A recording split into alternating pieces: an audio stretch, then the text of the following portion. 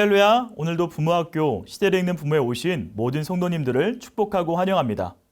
오늘이 벌써 2022년 부모학교 1학기 마지막 시간인데요. 오늘에 이르기까지 수고하신 모든 성도님들의 수고가 아름다운 열매로 삶에 나타나기를 간절히 소망합니다. 대미를 장식할 오늘의 마지막 강의는 믿음의 세대를 위한 양육의 원리를 배우는 시간으로서 살아있는 7가지 교육의 원리에 대해서 배우도록 할 겁니다. 이 시간을 통해 큰 은혜 누리는 시간 되기를 간절히 소망합니다. 제가 기도하겠습니다. 사랑의 하나님 아버지, 오늘도 은혜의 자리요, 하나님의 마음과 하나님의 교육의 원리를 배우는 자리 가운데 불러주심에 참 감사합니다. 이 시간 우리가 보고 듣고 익히는 모든 것이 그냥 우리의 익힘에서 끝나지 않게 하여 주옵시고 우리의 삶의 아름다운 열매로 나타나게 하여 주옵소서. 이로써 우리의 가정과 우리의 삶의 모든 전반에 하나님의 은혜와 하나님의 역사가 일어날 수 있도록 친히 역사하여 주옵소서. 그렇게 할 것 믿사오며 사랑이 많으신 우리 주 예수 그리스도의 이름으로 기도드립니다. 아멘.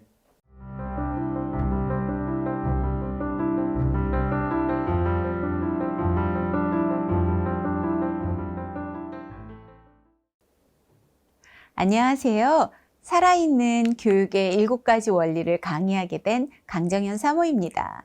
오늘 부모학교에 참여하시는 모든 분들을 환영하고 축복합니다. 이번 학기 부모학교는 다양한 강의를 통해서 시대를 읽는 흥미로운 컨텐츠들을 많이 배울 수 있는 기회가 되어서 참 유익한 시간이었다고 생각합니다. 이 시간들을 통해서 우리는 우리들의 자녀가 다른 시대에 살고 있지만 다른 세대가 아닌 믿음의 다음 세대가 되도록 힘쓰는데 도움이 되기를 소망합니다.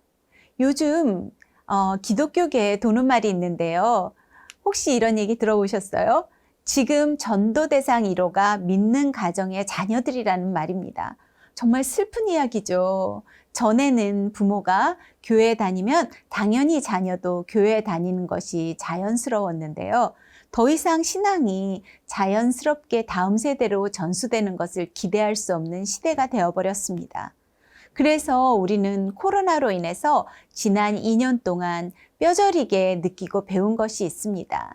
그것은 자녀 신앙의 주체는 부모라는 것입니다. 성경은 분명히 자녀 신앙에 대한 책임이 부모에게 있다고 합니다. 시안 성경으로 말라기 2장 15절을 보면은요, 여호와께서 남편과 아내를 만드시고 둘이 한 몸과 영이 되어 하나님의 것이 되게 하셨다. 그리고 그들이 하나님께 성실한 자녀를 낳기를 바라셨다라고 쓰여 있습니다.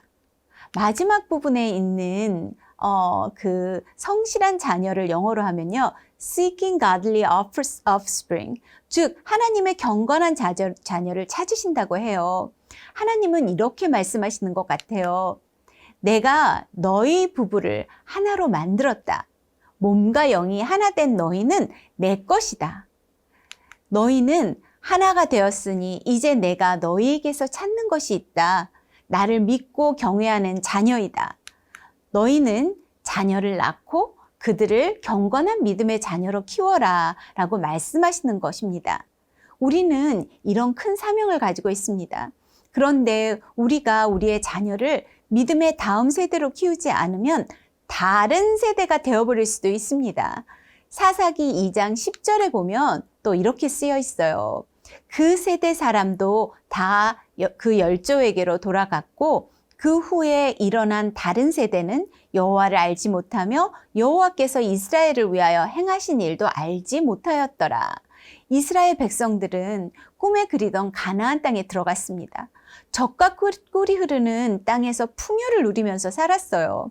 그런데 이전 세대와 완전히 구별되는 다른 세대가 태어났는데 특징이 있어요. 그들의 특성은 그들이 하나님이 누구이신지를 알지 못하는 세대였습니다. 한마디로 말하면 믿지 않는 세대였던 거예요. 그들의 부모는 자녀에게 하나님이 누구인지 가르치지 않았고 그들이 직접 눈으로 보고 체험한 하나님에 대해 말해주지 않았습니다. 이제 이 성경 스토리는 결코 옛날 옛적 이야기가 아닙니다. 우리도 깜빡하는 사이에 우리의 자녀가 믿음의 다음 세대가 아닌 다른 세대가 되어버릴 수도 있습니다. 그래서 오늘 저는 여러분들의 자녀와 다른 세대가 아닌 믿음의 다음 세대로 키울 수 있는 양육의 원리를 소개하려고 합니다. 하워드 핸드릭스가 쓴 책 삶을 변화시키는 가르침의 내용을 바탕으로 한 살아있는 교육의 7가지 원리입니다. 하워드 핸드릭스는요, 미국의 신학교에서 60년이 넘는 세월 동안 13,000명의 학생들을 가르친 전설적인 기독교 교육학의 거장이십니다. 그의 제자들은요, 여러분 혹시 아실지 모르겠지만 달라스 신학 총장을 하시고 미국에서 설교를 제일 잘하신다고 하는 척 스윈돌이고요. 또 우리에게도 야베스의 기도로 잘 알려진 브루스 윌킨슨입니다. 또 저희 목사님이 가끔 설교에서도 인용하시는 토니 에반스 같은 목사님도 계시고요. 핸드릭스를 자기 자신의 멘토라고 하는 수많은 목회자들이 미국의 기독교계를 주름 잡고 있다고 보시면 됩니다. 한국으로 보시면요, 이동원, 하영조, 오카눔, 조용기, 그리고 요즘 세대 유기성, 이찬수, 그리고 한옥 목사를 길러낸 분이라고 생각하시면 됩니다. 불가능할 것 같으시죠? 그런데 60년 동안 엄청난 영향력을 미국 기독교계에 주신 분이기 때문에 가능했습니다. 이분은 정말 훌륭한 분이고 많은 사람들에게 영향을 준 열정이 넘치는 분이시지만 그는 결코 좋은 환경에서 성장하지는 못했습니다. 그의 부모는 하워드가 태어나기도 전에 별거를 하셨고요. 나중에는 이혼을 하셨어요. 하워드를 키워준 분들은 할아버지, 할머니였는데 할아버지는 알코올 중독자였어요. 그에게 유일하게 믿음을 전수하신 분은 할머니였지만 어린 하워드를 완전히 변화시키지는 못했습니다. 어린 하워드는 너무 장난꾸러기여서 학교에서 그는 가장 유명한 악동이었습니다. 초등학교 5학년 때 선생님이 첫날 하워드에게 이렇게 말했대요. 내가 이 학교에서 가장 악동이라고 들었어. 그때 하워드는 속으로 이렇게 말했다고 해요. 들으신 것이 맞는다는 것을 알게 해드릴게요. 1년간 그는 자신이 최고의 악당인 것을 증명해 보였는데 하루는 선생님이 하워드를 의자에다가 묶고 입에다 테이프를 붙였다고 합니다. 그런 하워드가 6학년이 된 첫날 새로운 담임 선생님이 이렇게 말했다고 해요. 나는 너에 대해서 정말 많이 들었어. 하워드는 눈이 다시 반짝이기 시작했어요. 그 선생님은 연결해서 말했어요. 그런데 나는 그 말들을 하나도 믿지 않아. 우리 잘해보자. 하워드는 6학년 때 완전히 다른 소년이 되었습니다. 저는 그 스토리를 듣고 얼마나 많은 부모들이 아이들에게 꼬리표를 달고 새로 시작할 기회를 주지 않고 있을까 생각했어요. 그리고 하워드는 만 13세에 월트라는 주일학교 선생님을 만나서 인생이 완전히 바뀌고 자신의 일생을 하나님께 바치게 됩니다. 오늘은 이런 흙수저로 태어나서 불행한 가정 환경에서 자란 핸드릭스가 나중에 달라스 신학교 교수가 되고 60년 동안 13,000여 명의 이상의 학생들을 가르치며 그들에게 열정을 불어넣고 자신들의 사역에서 어떻게 지치지 않고 늘 새롭게 사역을 할 수 있는 방법을 가르쳐 주었어요. 그의 가르침의 결정체가 바로 이 책, 삶을 변화시키는 가르침입니다. 핸드릭스는 이 책에서 7가지 살아있는 교육의 원리에 대해 말하고 있는데요. 저는 이 원리들이 교사나 목회자에게만 필요한 것이 아니라 꼭 부모님들이 들어야 하는 원리라고 생각하고 있습니다. 그래서 이 책은 원래 교사와 목회자들을 위해서 쓰여진 책이지만 부모님들이 자녀 양육을 위해 본인들에게 적용할 수 있는 가장 기본적인 7가지 교육의 원리를 소개하려고 합니다. 교사의 원리, 교육의 원리, 마음의 원리, 격려의 원리, 전달의 원리, 활동의 원리, 준비의 원리에 대해 말합니다. 자, 이제 교사의 원리에 대해서 한번 첫 번째 원리에 대해서 보도록 할게요. 첫 번째는 교사의 원리라고 하워드 핸드릭스는 얘기하는데요. 여러분은 이렇게 얘기하실 수 있어요. 나는 부모이지 교사가 아니야 라고 하실 수도 있습니다. 그런데 성경에서는 자녀의 1차적 교사는 부모라고 말합니다. 신명기 6장 7절에는 내 자녀에게 부지런히 가르치며 라는 말씀이 들어있어요. 이스라엘 부모에게 하나님의 말씀을 마음에 새기고 자녀에게 부지런히 가르치라고 합니다. 그리고 출애굽기 12장 26절에 보면 하나님이 명령하신 6월절 예식들을 보면서 너희 자녀가 물어보면 이렇게 대답해 주어라, 말해 주어라 라고 합니다. 그러면서 하나님께서는 부모가 자녀에게 어떤 말로 가르쳐야 하는지에 대해서도 세밀하게 말씀해 주고 계세요.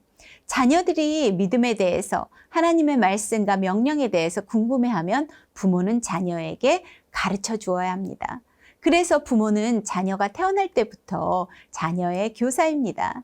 교사의 원리의 시작은 어디부터 시작해야 될까요? 하월드 핸드릭스는 이렇게 얘기하고 있어요. 우리가 가르치려면 아는 것이 있어야 한다. 네, 뭐 아는 것이 있어야 가르치잖아요. 그래서 하월드는 이 원리를 설명하면서 이 말로 시작하게 되었는데요. 만일 우리가 성장을 멈춘다면 내일 가르침을 멈추게 된다. 이렇게 얘기하고 있어요. 어떤 아이가 물어봤어요, 어른에게. 엄마, 왜 어른들은 더 이상 키가 자라지 않아요?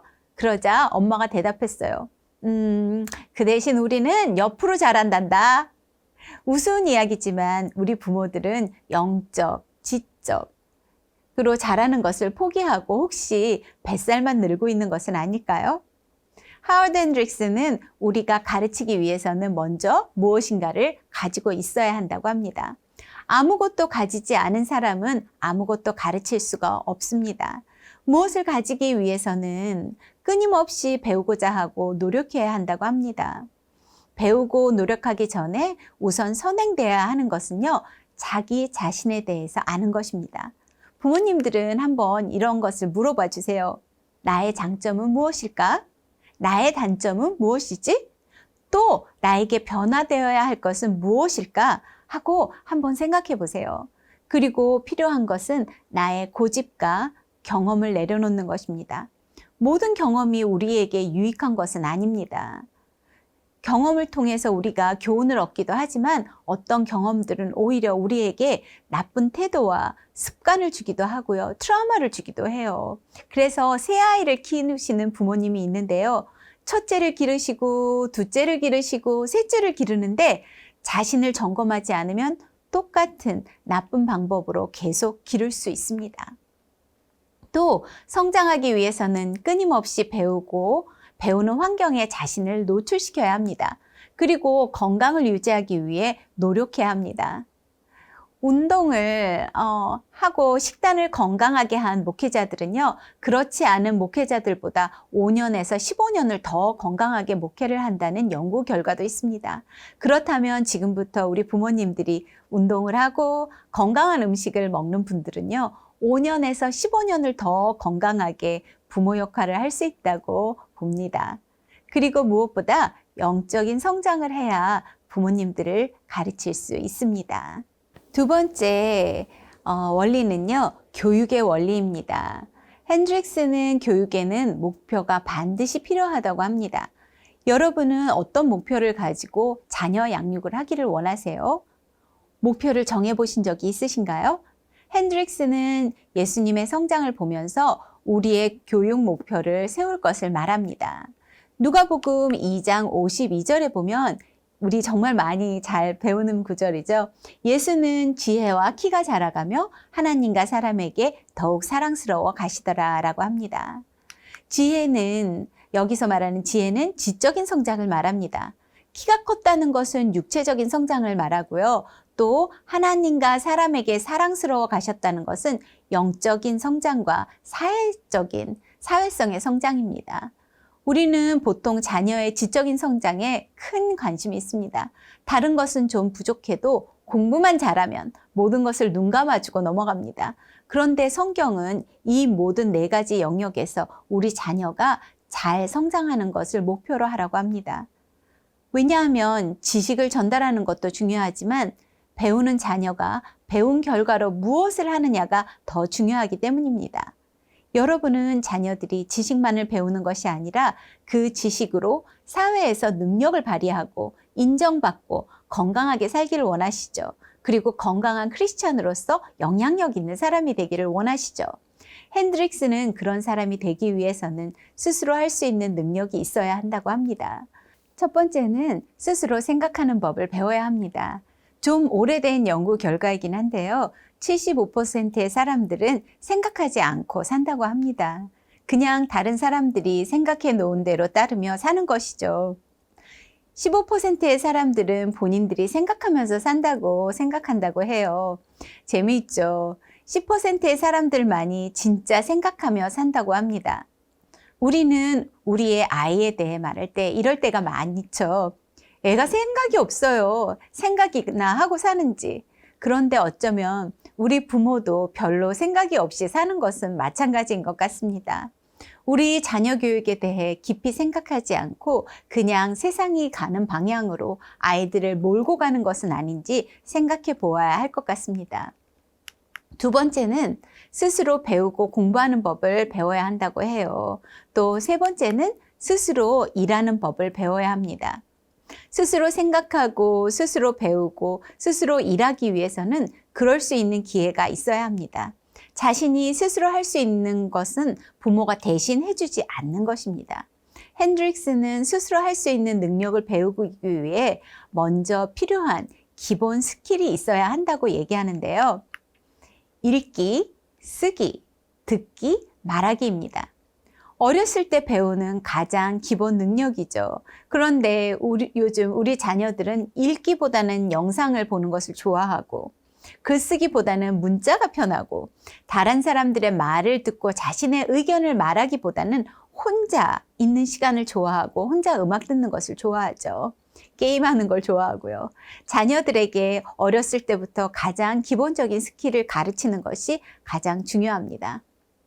부모님들은 자녀들이 생각하게 하기 위해서는 더 많은 생각을 해야 될 것 같아요. 그래서 자녀가 스스로 생각할 수 있는 사람, 스스로 공부할 수 있는 사람, 그리고 자기가 결심했기 때문에 행동에 옮기는 사람이 되도록 도와줘야 합니다. 부모님들은 빠르고 쉬운 답을 주실 수도 있지만 스스로 해답을 찾아가도록 도와주시기를 바랍니다. 세 번째 원리는요, 활동의 원리예요.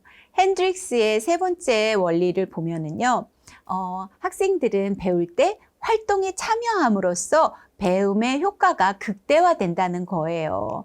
그래서 그는 얘기하기를 최대의 학습은 항상 최대의 참여에서 나온다라고 얘기합니다.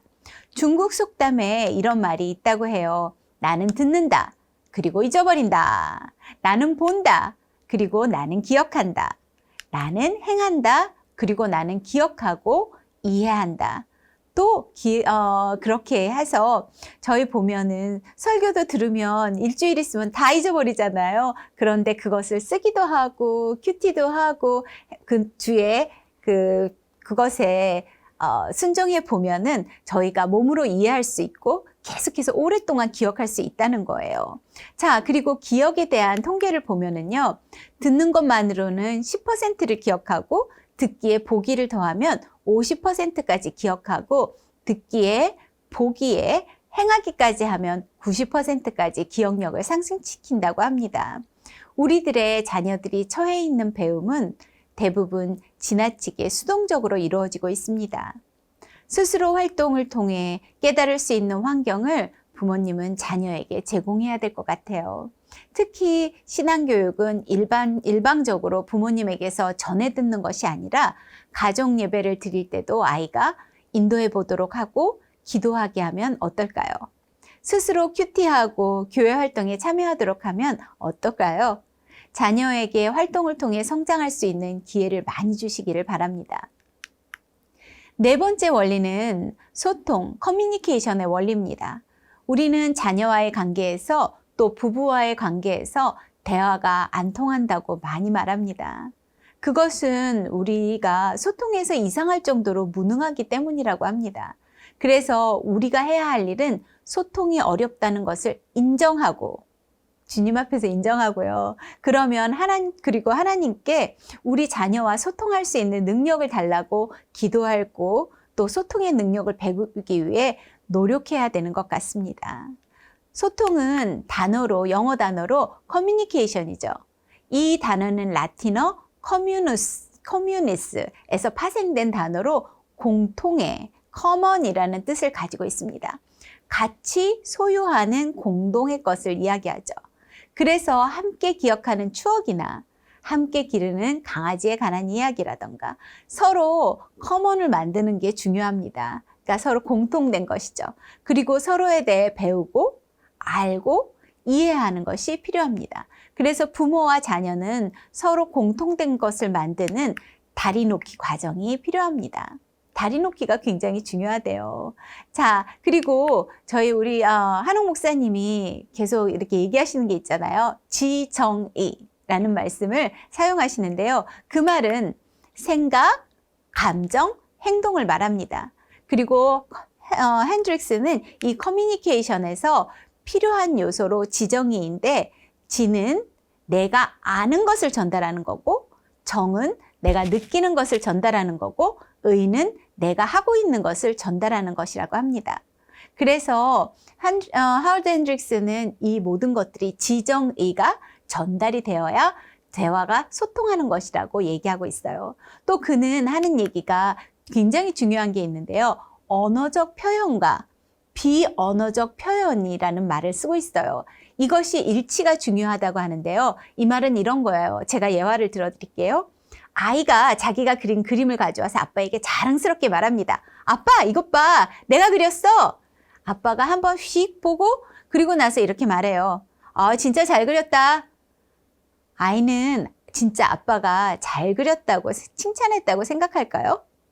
언어적, 비언어적 표현이 일치가 되지 않으면 아이는 그거 메시지를 받지 못해요.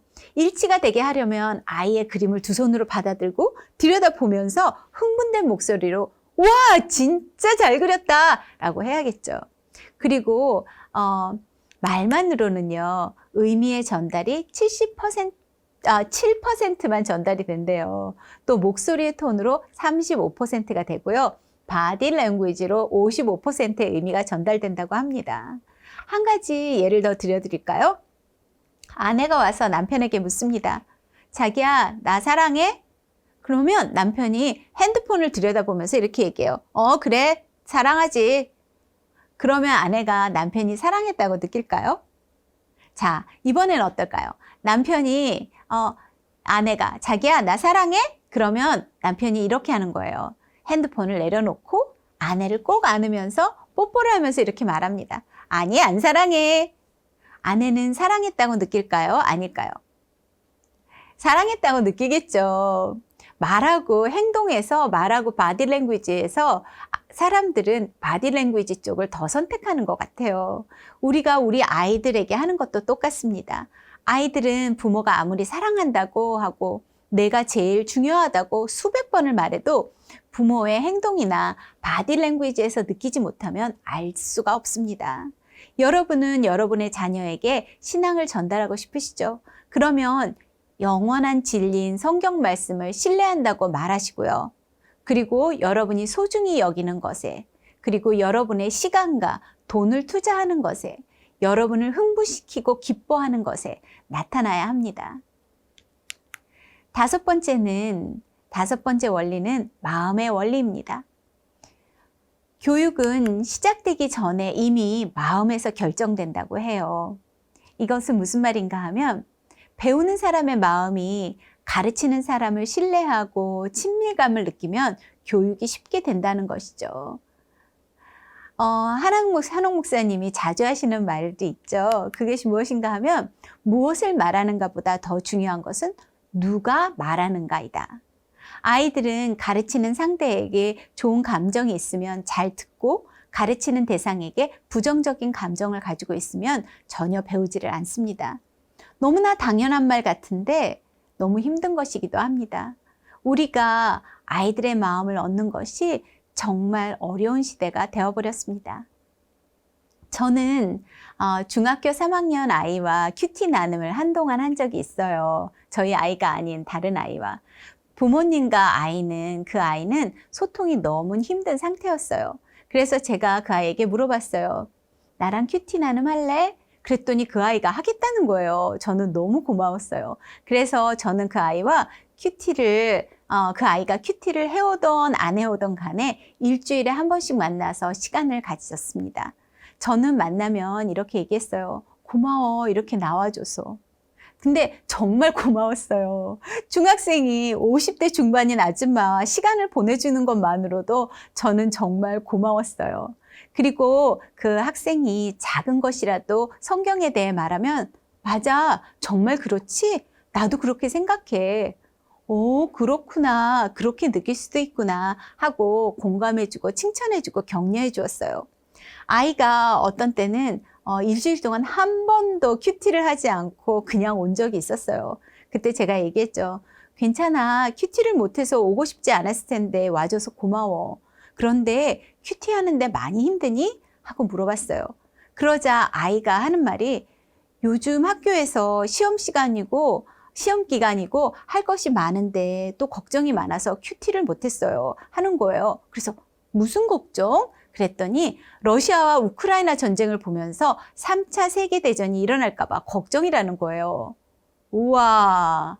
그러면서 한국에도 전쟁이 있을 것 같다고 그렇게 얘기하는 거예요. 그래서 제가 물어봤어요. 왜 그렇게 생각했어? 하자 자신이 알고 있는 세계 정세에 대해서 설명을 하는데 제법 많은 지식을 가지고 자신의 생각을 뒷받침했어요. 저는 공감하면서 와, 진짜 일리가 있는 말이다. 진짜 그렇게 되면 어떡하지? 그럼 우리 어떻게 해야 될까? 하고 제가 물어봤어요. 그렇게 아이의 말에 귀를 기울여주고 그리고 함께 기도도 했어요. 하나님, 세계를 지켜주세요. 우리나라를 지켜주세요. 아이는 그날부터 저를 대하는 태도가 달라졌어요. 훨씬 밝아졌고 큐티 나눔에 10분 전에 왔어요. 전에는 왜 그런 쓸데없는 생각을 하냐고 무시당하고 혼나고 했었는데 제가 진지하게 들어줬더니 마음을 연 것 같았어요. 참, 예, 제가 남의 집 애한테는 이렇게 잘하는데 저희 아이들한테는 왜 그렇게 못했을까 후회가 되기도 했지만요. 정말 그 시간을 통해서 제가 많이 배웠어요. 우리 아이들은 감정과 정서적 자극의 쓰나미 시대를 사는 아이들이에요. 부모와 감정적, 정서적 교류가 될 수 있도록 우리 아이들의 마음을 얻도록 노력해봐요. 아이들과 사소한 것으로 싸우지 마시기 바래요. 자, 교육은 또 머리에서 머리로 하는 것이 아니라 마음에서 마음으로 하는 것입니다. 자, 우리 함께 우리들 아이들에게 머리에서 머리가 아닌 마음에서 마음으로 전하는 자녀 양육을 할 수 있기 바래요. 자, 그리고 6번째 원리는요, 격려의 원리입니다. 이 원리를 보면 이런 말이 떠오실 수도 있어요. 우리가 제일 많이 쓰는 말이잖아요. 칭찬은 고래도 춤추게 한다. 그런데 우리는 격려하면 무조건 칭찬하면서 잘할 수 있도록 하는 것이라고 생각하는데요. 칭찬과는 다른 격려를 하월드 핸드릭스는 얘기하고 있어요. 그것은 무슨 것인가 하면요. 격려를 하되 그 격려를 통해서 학습자를 적당하게 동기화시킨다는 거예요. 모티베이트 시킨다는 거. 아이가 스스로 할 수 있기를 원하도록 배우도록 하고자 하는 동기화를 시키는 원리를 얘기하고 있어요. 그래서 그는 우선 아이들이 무엇인가 하고 싶어 하도록 해야 한다고 하는데요. 그렇게 하는 동기화에서 잘못된 동기 유발 방법에 대해서 말합니다. 그 잘못된 동기 유발 방법 중에는요. 첫 번째가 사탕 동기화 방법이래요. 랄리팝 모티베이션이라 그러는데요. 사탕을 보여주면서 이러는 거예요. 내가 이것을 하면, 내가 시키는 대로 하면 사탕을 줄게. 하고 아이가 부모가 원하는 것을 하도록 만드는 것이죠. 우리는 이것을 당근이라고도 하죠. 당근을 준다고. 또 다른 것은 그렇게 얘기하기도 하는데요. 또 다른 두 번째 잘못된 방법은 죄책감을 느끼게 하도록 하는 것입니다. 내가 이것을 안 하면 너는 나쁜 아이야 라든지 내가 이것을 안 하면 엄마를 속상하게 하는 거야, 아빠를 실망시키는 거야 라고 얘기해서 아이가 죄책감을 느껴서 무엇인가 하게 만드는 거예요. 그리고 엄마가 아빠가 시키는 대로만 하면 다 잘 될 거야 하는 속임수의 동기화 방법도 있다고 합니다. 그렇죠. 사실 부모가 시키는 대로 한다고 다 잘 되는 것은 아니죠. 저는 여기에 한 가지를 더 더하고 싶은데요. 그것은 공갈 협박 동기화입니다. 아이들을 키우면서 부모에게 느는 스킬은 공갈과 협박인 것 같아요. 그런데 그런 강압적인 것으로는 절대로 아이들이 스스로 동기화되지 않습니다. 아이들에게 필요한 것은요, 외적인 동기화도 있지만 내적인 동기화가 가장 필요합니다. 스스로 자신의 필요를 깨달아서 배우고 싶어 하도록 하는 것이 중요하죠. 그래서 저희 아이들에게 내적인 동기화가 될 수 있는 그런 부모님들이 교육 방법이 있어야 될 것 같아요. 저희 둘째에 대해서 좀 나누고 싶은데요. 저희 둘째가 중학교 1학년 때 일입니다. 아이는 강아지를 너무너무 키우고 싶어 했어요. 늘 저보고 강아지를 사달라고 했는데, 근데 그때 저희는 막 새로운 교회를 개척한 지 얼마 되지 않았었고요. 그리고 제가 너무 바빴고 강아지를 키우는 것은 너무 일이 많아서 절대 키우고 싶지 않았어요. 안 된다고 했지만 저희 아들의 특징이 뭔가 하면 같은 말을 이루어질 때까지 쭉 계속해서 끊임없이 얘기할 수 있는 놀라운 능력이 있어요. 그래서 안 된다고 했지만 저희 둘째는 강아지를 가지고 싶다고 계속해서 저희에게 얘기했어요. 그래서 둘째가 하기 쉽지 않은 과제를 제가 주었죠. 그 당시 아이의 학교에서 평균 94점을 받으면 우등상을 주었어요. 그런데 저희 둘째는 우등상은커녕 평균이 80점도 안 되었어요. 그렇게 공부를 잘하지는 못했어요. 그래서 제가 말했어요. 그래, 그럼 너 그렇게 강아지 가지고 싶으면 학교에서 우등상을 받아와. 그러면 강아지 사줄게. 저는 아이가 노력은 하겠지만 가능할까 했어요. 그런데 저희 둘째가요, 3개월 만에 우등상을 받아왔어요. 그 사이에 할 수 있었는데 안 했던 거죠. 저는 저희 아이를 보면서 강아지를 가지고 싶어하는 아이의 소망이 스스로를 동기부여하고 자신이 원하는 것을 이루기 위해서 노력하게 된 것 같았어요. 둘째는 참 신기하게 그 이후에는 공부를 계속 잘했습니다. 한번 우등상을 받아보니까 기분이 좋더래요. 그리고 90점 이하로 받으면 창피하고 또 기분이 안 좋아져서 공부를 스스로 하게 되었다고 해요. 그리고 강아지를 돌보는 일을 스스로 다 했어요. 밥을 먹이고 똥을 치우고 산책을 시키는 것도 스스로 했습니다. 저희 아이는 스스로의 동기부여가 됐기 때문에 책임감을 배우게 된 것이죠. 저는 여러분들에게 아이들에게 모두 강아지를 사주라고 하고 싶지는 않아요. 아이가 엄마 나 강아지 갖고 싶어 한마디 했다고. 그래? 그럼 성적 오르면 사줄게 하면 아이는 이렇게 얘기할 거예요. 아니야, 나 별로 강아지 갖고 싶지 않아. 됐어. 아이들이 간절히 원하지도 않는데 물질로 동기와 유발을 하는 것은 안 된다고 봐요. 스스로 노력해 볼 수 있는 기회를 주셔보세요. 아이들이 간절히 원하는 것이 있으면 동기화의 방법으로 한번 생각해 보세요. 우리들의 아이들은 수많은 콘텐츠를 분별 없이 보고 들으며 감각적인 욕구에 길들여진 세대에 살고 있습니다. 배움에 대한 동기를 이끌어내는 것은 쉽지가 않습니다. 그러나 아이들이 동기화될 때까지 좀 기다려주고 말로 격려하고 행동으로 보여주고 스스로 해볼 수 있는 기회를 주시면 가능하지 않을까요? 그리고 부모님들도 아이들을 어떻게 동기화시킬 수 있는지 생각해보고 기도하고 노력해보시기 바랍니다. 왜냐하면 우리들의 목표는 착한 아이의 양성이 아니라 내적으로 준비된 자발적인 훌륭한 성인을 길러내는 것이기 때문입니다. 자, 이제 마지막 원리예요. 우리는 어떤 것을 하기 전에 준비를 합니다. 하워드 핸드릭스는 준비의 원리에 대해서 굉장히 중요하다고 하는데요. 우리들은 무엇을 하기 전에 준비를 하는데 저도 오늘 이 강의를 하기 위해서 준비를 많이 했어요. 또 여러분들은 회사에서 프로젝트를 발표하기 전에 철저히 준비를 하시죠. 또 엄마들은 또 아니면 아빠들은 저녁 식사를 위해서 음식을 준비합니다. 또 운영하고 계신 가게에서 물건을 팔기 위해서 아니면 음식을 만들기 위해서 준비를 합니다. 또 저희 성가대는 다음 주 대예배에 서기 위해서 연습을 하고 준비를 하십니다. 그리고 저희 목사님은요, 설교를 하기 위해 정말 철저히 준비하고 기도하고 노력하세요. 자, 이 모든 것들의 준비의 과정이 있죠. 그런 것처럼 우리도 자녀를 양육하는 것에 준비를 해야 합니다. 저는 부모님들이 자녀 양육을 준비하기 위해서 세 가지 종류의 방법을 생각해 보았어요.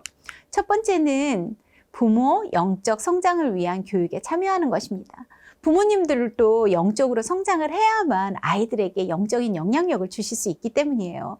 그래서 새로운 교회 CES 가정이나 성경 속으로 커피 브레이크, 성경 일독, 그와 같은 과정이 있고요.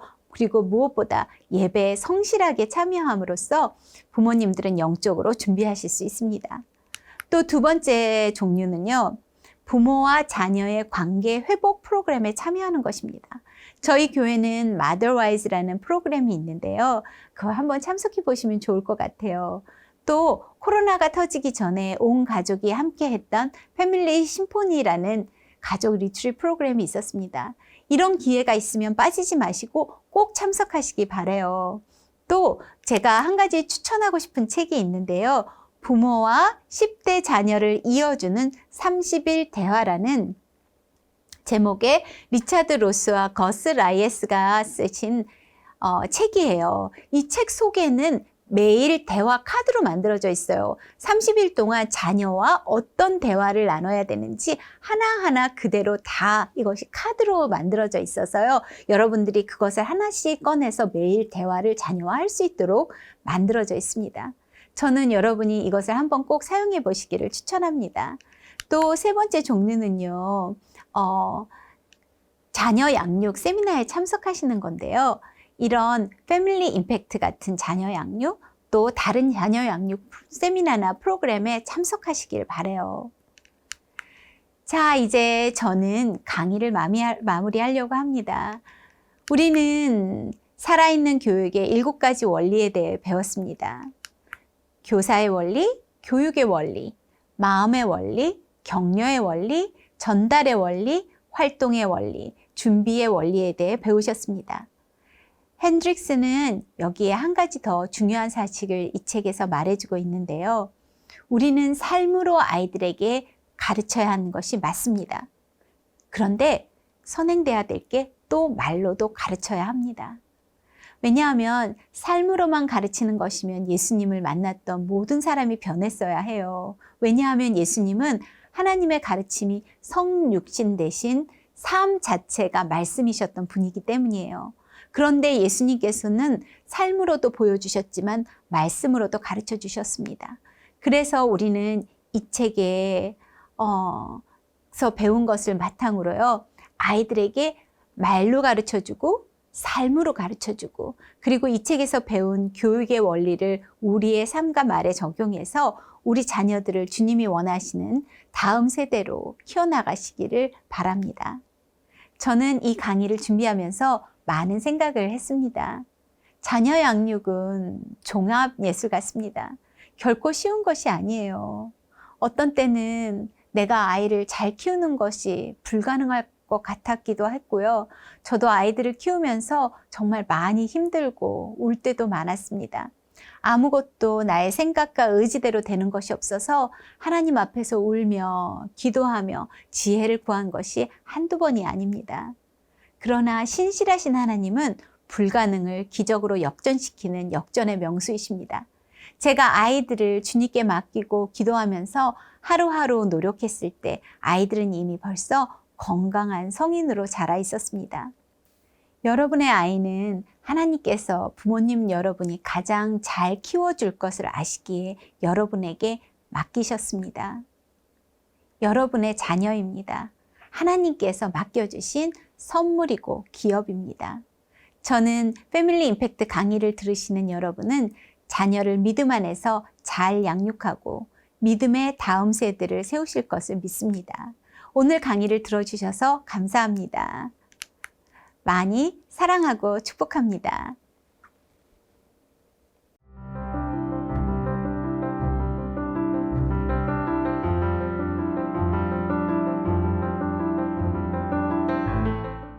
네, 강정현 사모님의 살아있는 교육의 7가지 원리 강의 잘 들으셨나요? 미국 기독교 교육의 시석을 놓았다고 해도 좋을 하워드 핸드릭스 교수님은 목회자들의 목회자요, 학자들의 스승이라고 불릴 정도로 미국 기독교계에서 존경받으셨던 분이십니다. 그분이 돌아가신 지 꽤 시간이 지났지만 아직도 그분의 메시지 영상과 또 집필하신 저서들은 미국뿐 아니라 수많은 세계 목회자들에게 큰 영향을 미치고 있죠. 살아있는 교육의 7가지 원리를 잘 살펴보면 결국 핸드릭슨 박사님은 가르치려는 스승의 실력과 태도가 교육의 성공을 결정한다는 점을 강조합니다. 우리는 보통 가르치는 선생님은 별 문제가 없는데 학생이 배우려는 자세나 실력이 안 되어 있어서 이를 개선하는 정책을 세우려고 하죠. 하지만 그게 아니고 먼저 가르치려는 선생님이 배움에 책임을 져야 한다는 사실을 핸드릭슨 박사는 강조합니다. 또한 선생님이라 하면 신학교 교수, 주일학교 선생님일 수도 있지만 부모 또한 중요한 선생님임을 핸드릭슨 박사는 강조합니다. 우리는 보통 1시간 강의했으면 가르쳤다고 생각합니다. 그러나 학생이 완전히 배우기 전까지는 가르친 게 아니라는 것입니다. 그래서 학생들이 완전히 내용을 숙지할 수 있게 하기 위해서 먼저 스승은 학생들이 어떤 사람인지를 공부해야 합니다. 가정 환경은 어떻고 성격은 기질은 어떤지, 그러기 위해서는 학생의 눈높이로 내려와서 마음을 열고 학생과 대화하며 이해하려고 해야 한다는 거죠. 동시에 이 스승은 가르치려는 내용을 끊임없이 연구하고 업데이트해서 가장 프레시하고 재미있게 가르칠 수 있도록 공부를 게을리하지 말아야 된다는 거예요. 핸드릭슨 박사는 이런 말도 했어. 이 위대한 복음을 가지고 학생들을 지루하게 한다면 그것은 선생님이 죄 짓는 것이다 라고요. 핸드릭슨 박사 이런 교육에 대한 생각은 강정현 사모님의 강의에서 잠깐 언급된 그의 성장 배경에도 기인합니다. 엮이는 가정에서 성장한 그는 속에 분노도 많았고 유명한 장난꾸러기였죠. 그러나 6학년 때 만난 자신을 믿어준 선생님으로 인해 큰 변화를 받았습니다. 또 그 즈음에 그를 변화시킨 또 하나의 놀라운 만남이 있었어요. 동네 골목에서 놀고 있던 그에게 초등학교 졸업 학력이 전부인 월터라는 사람이 구슬치기 같이 하자고 다가왔습니다. 월터는 주일학교 선생님이었어요. 그렇게 해서 그는 월터의 주일학교 학생이 되었죠. 그런 식으로 월터 선생님은 동네 13명의 장난꾸러기 아이들을 주일학교로 인도했는데 그 중에 9명이 핸드릭슨 박사 같은 결손 가정, 엮이는 가정 아이들이었다고 합니다. 그런데 그 13명 가운데 11명이 목사가 되었고요. 선교사가 되고 신학교 교수들이 되었습니다. 놀랍지 않습니까? 월터 선생님은 가방끈이 짧은 분이었지만 진심으로 아이들을 사랑했습니다. 아이들을 눈높이에서 대화하며 아이들이 알아들을 수 있는 언어로 복음을 가르쳤죠. 그래서 핸드릭슨 박사도 마음에 상처가 있는 장난꾸러기 아이들을 이해하고 소통하면서 재미있게 가르치는 이 기독교 교수법에 대해서 관심을 갖고 눈을 뜨게 되었던 것입니다. 하나님은 항상 이렇게 우리의 약점을 강점으로 사용하십니다. 핸드릭슨 박사님의 신학교 제자였던 척 스윈들 목사님은 학생 시절을 회고하면서 이런 이야기를 하셨습니다. 자기가 그때는 파트타임 직장에서 일을 하며 학교를 다녔다고 합니다. 그래서 밤늦게 교수님들 집무실이 있는 곳을 지나치곤 했는데 항상 우리 핸드릭슨 박사님의 사무실은 밤늦게까지 불이 켜져 있었다고 합니다. 창문 밖에서 들여다보면 박사님은 항상 공부하시고 있었다고 합니다. 그 누구보다도 늦게 그 방에 불이 꺼졌다고 하죠. 아침에도 일찍 출근하면서 보면 박사님은 또 사무실에서 열심히 공부하시고 계셨다고 합니다. 그래서 한 번은 물었대요. 아니 이미 교수님이신데 뭘 그렇게 열심히 공부하십니까? 박사님 말씀하시기를 학생들에게 최고의 프레시한 컨텐츠를 가르치기 위해서 나는 늘 공부할 수밖에 없다. 스승이 제자들보다 더 공부하는 게 당연하지 않느냐고 하시더라는 거죠. 이렇게 핸드릭슨 박사님은 자기 자신이 가장 모범적으로 부지런히 공부하시는 분이었습니다. 우리 부모님들이 이렇게 바쁜 시간을 내셔서 패밀리 임팩트 부모학교 공부하시는 이유가 무엇인가요? 급변하는 시대에 살아가고 있는 우리 자녀들의 문화를, 그들의 가치관을, 그들이 살고 있는 세상의 실체를 우리 부모들도 모르는 게 많기 때문에 계속 공부하기 위해서 아닙니까? 히브리어로 배우다와 가르친다는 같은 동사를 씁니다. 남을 가르치려고 하는 자는 자기부터 계속 공부해야 한다는 뜻이죠. 부모는 항상 TV 보고 놀기만 하면서 아이들에게만 공부하라고 다그쳐서는 권위가 서질 않아요. 부모도 끊임없이 공부해야만 합니다. 특히 우리 아이들을 이해하려는 공부를 계속해야 합니다. 우리가 비록 자녀들보다 나이는 많아도 우리 자녀가 살아가는 이 시대는 우리가 살았던 시대와는 전혀 다릅니다. 그래서 우리도 새롭게 공부를 계속해야만 합니다. 핸드릭슨 박사님은 달라스 신학교 교수셨지만 가끔씩 일반인들도 초청되는 대중 세미나도 학교에서 여셨다고 합니다. 그러면 박사님 강의를 들으려고 인산인해로 사람들이 몰려왔다고 하는데요. 하루는 한 신학교 제자가 그래서 수업 중에 손을 들고 질문했습니다. 교수님은 왜 교회 개척 안 하세요? 교수님 제자들도 개척만 하면 달라스와 미국 전역에서 큰 교회들을 만들었는데 교수님이 개척하시면 사람들이 구름대처럼 올 것 같은데요? 그랬더니 교수님이 웃으시면서 학생들을 바라보면서 이렇게 대답하셨대요. 이보게, 내가 개척을 해버리면 장차 나가서 수많은 영혼들을 주님께로 인도할 자네 같은 녀석들을 누가 키운단 말인가? 핸드릭슨 박사는 영적 재생산의 법칙을 믿는 사람이었죠. 디모데후서 2장 2절 말씀처럼 자신이 가르친 충성된 사람들이 계속해서 또 다른 사람들을 가르칠 것을 믿었던 거예요. 그래서 한 학교에서 달라스 신학교에서 수십 년 동안 가르치면서 장차 미국을 움직일 위대한 주의 종들을 많이 키워낸 것입니다. 핵심은 영적 재생산이에요. 사과나무의 진정한 열매는 사과가 아니라 또 하나의 사과나무라는 말이 있죠. 우리 아이들이 스스로 부지런히 우리 부모들이 스스로 부지런히 깨어서 공부하며 아이들을 가르칩니다. 그렇지만 단순히 이 아이들이 세상에서 잘 나가는 사람 되라는 목표를 세워서는 안 되죠. 우리 아이들이 커서 다른 수많은 사람들에게 선한 영향력을 끼칠 수 있는 사람이 되게 해야 합니다. 자기가 성공하는 사람은 엘리트고 남을 성공시켜주는 사람이 리더입니다. 우리는 엘리트를 넘어서 리더들을 키우는 그런 교육을 해야 할 것입니다. 기도하겠습니다. 주님 은혜를 감사합니다. 우리가 패밀리 임팩트 이 강의 시간을 통해서 우리 부모들이 먼저 깨어 공부하게 하시니 감사합니다. 먼저 공부하고 가르치는 아이들 눈높이로 내려왔던 핸드릭슨 박사처럼 우리도 정말 아이들을 잘 가르칠 수 있는 삶으로 모범을 보이는 부모가 되게 하여 주옵소서. 예수님 이름으로 기도했습니다. 아멘. 축복하고 사랑합니다.